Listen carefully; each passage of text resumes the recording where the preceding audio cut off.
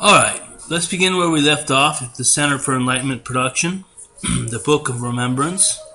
This is our history collectively, talking about religion and psychedelics within history. The psilocybin mushroom, as you see here, was worshipped as an entity of itself, but a convoluted idea came along and intermixed with the idea of psilocybin worship. And the name of God, the tree of life, that sort of thing. And what happened was this guy named Nimrod of the Bible, who tried to build the ziggurat Tower of Babel, he was killed by descendants of Noah, who were like, Shem and Japheth and the other guy. Pardon me not knowing that. And anyway, this Nimrod was cut into 14 pieces and sent throughout the land as a message to these people who were going astray, who were beginning to worship other than the God who is God. They were beginning to do false worship, which was a big deal when, the Creator just wiped out the earth. And it should be today too, but I don't know about cutting somebody into 14 pieces. Anyway, one of the pieces was lost, so there were only 13 pieces. This is somewhat believed to be related to Skull and Bones and the CIA, which they're in bed together, secret society. And the Skull and Bones society infiltrated the Crips and the Bloods, which were called the 13s and the 14s. Bloods were 13s. So the 13 parts of Osiris, Isis found them and made a golden phallus, and from that Horus came. So they're saying the morning glory deity, Horus, Lucifer, was basically the offspring of Osiris. Osiris is really probably closer to Satan than we would like. But it's hard to know. Anyway, here, getting back to it, the story of Nimrod was that he was cut into 14 pieces and sent around the nations to try to convert the people not to be that way. It didn't work, it backfired. But sympathy, you know how that goes. So, Nimrod was cut into 14 pieces, but so was Osiris. Osiris had a brother named Set, or Seth, which we get the line of Seth from. It's a remembrance of our history, our ancestors, and being ancestors, we worship them. So back to this missing piece was the phallus, which they're here trying to say is Osiris's phallus, the god Osiris. This is his generative part. And it was eaten, it was thrown into the Nile River, and it was eaten by two fish, one of which is named here, but I won't pronounce it for you. But it's got the snout of an anteater and the horns of Hathor. Hathor would be the god of cows, and of course the psilocybin mushroom would be closely linked to the god of cows. Sacraments. Not appropriate, but still, that's what happened. So this anteater fish ate the phallus symbol, and that is how the fish that got away comes into being. This is an old name for Jesus Christ, the unique Son of God. Praise the Lord, He's risen. And He visits me. But seriously, Cleopatra's needle. Here we have the needle. This is also symbolic of the phallus, of the missing piece of Osiris. And the magical part, of course. So let's go to the next page and take a look at that.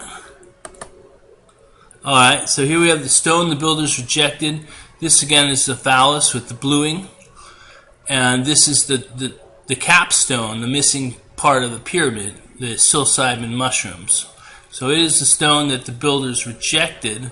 It's become the capstone of the corner, and it's raising our awareness of salvation.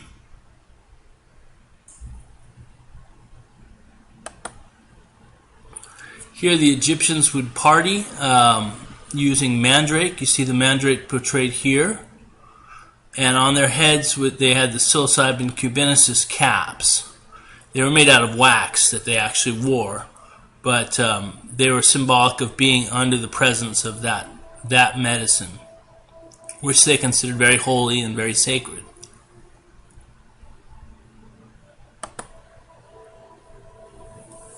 Here we have a couple. This is probably a tomb painting. I don't actually recollect.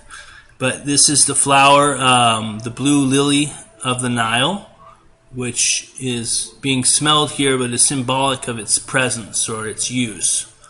So she's introducing him to that. Good idea, girls. And these caps on their heads are, of course, the psilocybin cubensis mushroom. Here you see it even has eyes above this lady with the lotus flower or the lily flower in her hair. And these are funeral flower arrangement, which has mandrake and psilocybin cubensis, both indicating that they thought these things had to do with the afterlife or paradise. And they were not wrong. All right, next slide, please. Egypt, the Eye of Horus, and the hummingbird. So you see the bowl here, which is symbolic of a drink or a draught, and the Eye of Horus set above it with the morning glory tendril. That seems to indicate consciousness of the use of the morning glory among the Egyptians.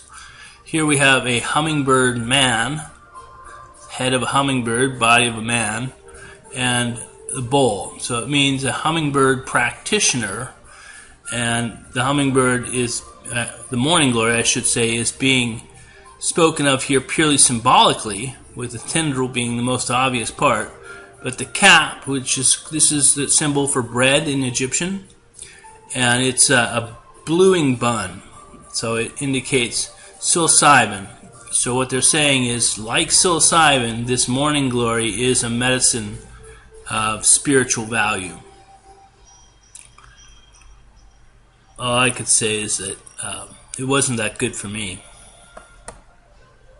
But Amanita muscaria, Caesar's mushroom, shown here, is an Egyptian fighting against a she-wolf, and under her is an Amanita muscaria. And here are three, a tri-union of Amanita muscaria. And ye shall become gods, Genesis 3:22. That's what's supposed to have happened to us when we ate the Amanita muscaria. And in a way it did, because we made our deities into our gods.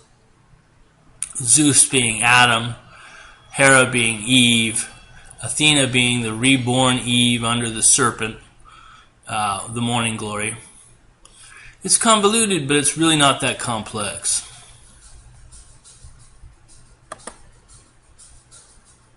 Alright, so I do hope you're not lost. These are ancient mushroom stones in India. We're now moving to the ancient East. And these are just kind of Paleolithic stones that have male-female yin-yang quality to them, as well as the mushroom stone that we would all recognize as a mushroom stone if we knew our mushrooms. So here we have a stem of a mushroom and a cap. And this is just old Indian art, East Indian. The Native Americans also show signs of consciousness about the psilocybin and the Amanita muscaria, which would make sense if we all sprang from the Garden of Eden. Then we all have a collective memory. Our peoples would have kept it in some form or another. This is an East Indian priest king. You see him here in a cowhide, probably one of those calico cows. This is the elephant with the sign of the mushroom. I believe this is Sanskrit. Hasn't been translated, but I'm going to say that's a mushroom, and on that elephant's dung grows the mushroom, which there are actual pictures of. And so here we have a bull sitting in front of a trough. It's not totally clear that that means collecting mushrooms in a basket, but it could be. Here we have the elephant with the fish symbol, the flying fish, very reminiscent of psilocybin. Again, the rhino with the same basket. What would you collect from a rhino? And then symbols of this mushroom sign. This would be the underside, these fish symbols, and this being an upside down mushroom.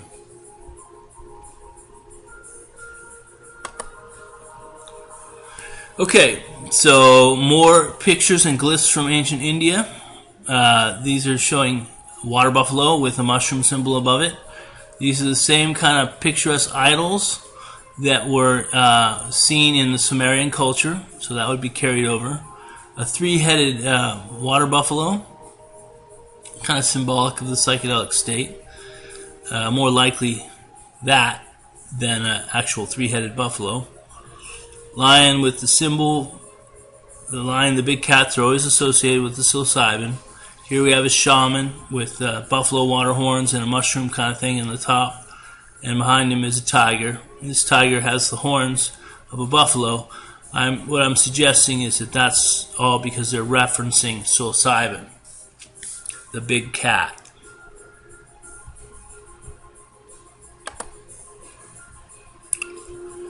Alright, this is a Manita muscaria among the Aryans. So the Aryans came down and invaded from the north, bringing with them iron weapons and chariots, and they just took over the Indus Valley, and they set up the caste system with the white guys on top and the darker skinned people at the bottom. Very classic of the satanic mushroom. It's what you can expect. Here's a man with the soma symbol in his stomach, meaning I have eaten soma. The Vedas are full of references to soma, by the way, in case you want to look some of this stuff up. This is the bowl here, and here we have the mushroom and the bowl that it's in. And you can kind of get a clearer picture of that by looking at this amanita here, and then looking up and seeing the bull symbol, which is called the red bull of the mountain, the second soma, and the cap with the 4 dots on it. A little tricky to see. I could zoom in here. I can get this to zoom in.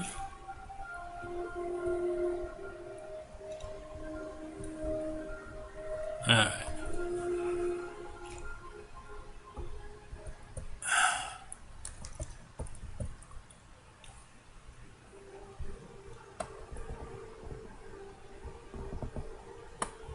Alright, so here you see the cap with the 4 dots on it. And this is a birch tree because the tree of knowledge of good and evil grew under the birch tree. Alright, next slide. Alright, these are more clay seals showing the bull with the Manita muscaria shown under it in the wooden bowl. The soma was made by squashing up the Manita muscaria and drinking its juice. I think you actually have to fire heat it first for the muscimol, muscimol to turn into ambiotic acid. Alright, so let's wrap here today. We'll show a Siberian shaman who uses a Manita muscaria to this day. And her red outfit obviously showing the mushroom cap, mushroom in her hand. She's preparing to partake of the tree of knowledge and of good and evil, which this computer is currently behaving evil. Alright folks, take her easy and thank you for paying attention.